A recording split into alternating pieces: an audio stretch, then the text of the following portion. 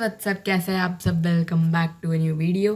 तो गाइज आज हम आ गए फिर से एक नए टॉपिक के साथ। एंड आज का जो टॉपिक है वो मतलब काफ़ी ऐसे बेसिक है। उसको 6 स्टैंडर्ड के लोग, 7 स्टैंडर्ड के लोग, 8 स्टैंडर्ड के लोग, 9 स्टैंडर्ड के लोग और 10 स्टैंडर्ड के लोग एंड उनसे आगे के भी जो स्टूडेंट्स हैं वो भी मतलब काफ़ी ज़्यादा इन चीज़ों को यूज़ करते हैं। तो आज हम पढ़ने वाले हैं मैथ्स का एक टॉपिक जो कि काफ़ी बेसिक है। एंड ये बेसिक इसलिए है क्योंकि मतलब अगर आप मैथ्स ऐसे थोड़ा करने बैठे हो तो आपको मतलब इन लॉज की ज़रूरत, ऐसे अगर आप एक्सपोनेंट्स के सॉल्व कर रहे हो प्रॉब्लम्स तो आपको इन लॉज की ज़रूरत बहुत ज़्यादा पड़ेगी। तो मैं बात कर रही हूँ लॉज ऑफ एक्सपोनेंट्स की। तो जो लॉज होते हैं वो मतलब काफ़ी बेसिक होते हैं, हर नंबर पे हम वो यूज़ कर सकते हैं अगर हम अपनी प्रॉब्लम सॉल्व कर रहे हैं। तो अगर वो लॉ उसमें हम लगाते हैं तो हमारी प्रॉब्लम बहुत ही ज़्यादा ईजी हो जाती है एंड हम उसे बहुत ईजीली सॉल्व कर सकते हैं।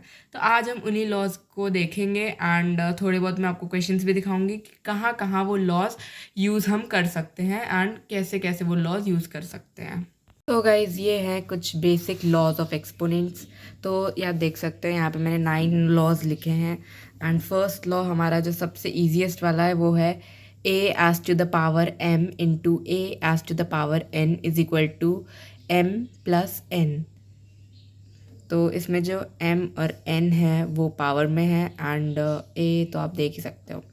देन उसके बाद आप ये देखो a raise to the power m upon a raise to the power n is equal to a raise to the power m minus n। मतलब सिंपली आप ये कह सकते हो a to the power m divided by a to the power n is equal to a to the power m minus n। तो multiplication में powers plus हो जाती है और डिवीजन में पावर्स माइनस हो जाती है अगर जो हमारा a है वो वेरिएबल, मतलब जो हमारा a है वो सेम हो दोनों नंबर्स का। तो then a raise to the power 0 is equal to 1। Then ये देखो अब अगर दोनों नंबर्स पे पावर हैं तो वो एक ब्रैकेट के बाहर आके मतलब पावर हो सकती है।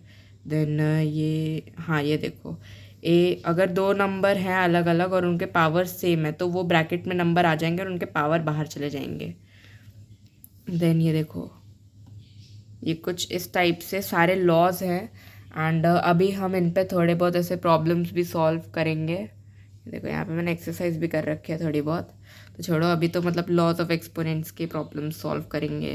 तो अभी हम देखने वाले सबसे बेसिक प्रॉपर्टी जो कि है प्रॉपर्टी नंबर 6, जो कि आनी ही चाहिए रैशनल मतलब नंबर सिस्टम के लिए, तो काफ़ी ज़रूरी है।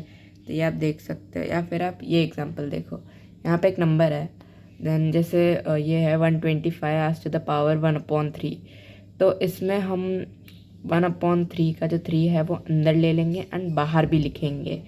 फिर उसके बाद 5 मतलब 125 5 का थर्ड पावर है ना, मतलब 5 क्यूब होता है वो 125 होता है। तो हम इधर ब्रैकेट में 5 क्यूब लिख लेंगे एंड 1/3 में से 3 को कट कर देंगे। देन हमारे पास अंदर वाला 3 भी कट हो जाएगा। जो हमारे पास नंबर लास्ट में बचेगा वो होगा 5 और वही हमारा फाइनल आंसर है। देन उसके बाद आते हैं हम नेक्स्ट प्रॉब्लम की तरफ। ये देख लो 1/5 है 32 raise to the power 1/5। Then यहाँ पे हमने 32 3 का 5th पावर होता है तो 1/5 को बाहर रखा, ब्रैकेट में 2 एज टू द पावर 5 लिखा जिसका मतलब 32 ही होता है। देन अंदर का 5 एंड बाहर का 5 पावर में है तो वो कट जाएंगे। एंड याद रखना कि 5 जो अंदर का है वो न्यूमरेटर है एंड बाहर का डिनोमिनेटर है, इसलिए वो कट हो रहे हैं। हमारे पास जो फाइनल आंसर बचता है वो एज यूजुअल हमारा 2 है। देखो गाइज, जो सिंप्लीफिकेशन के इस टाइप के प्रॉब्लम्स होते हैं उनमें भी हमारी वो 6 वाली आइडेंटिटी काफ़ी काम आती है। a raise to the power m bracket a raise to the power n is equal to a raise to the power m n। तो ये आइडेंटिटी हमारी काफ़ी जगह पे यहाँ पे काम आती है एंड आप देख सकते हो।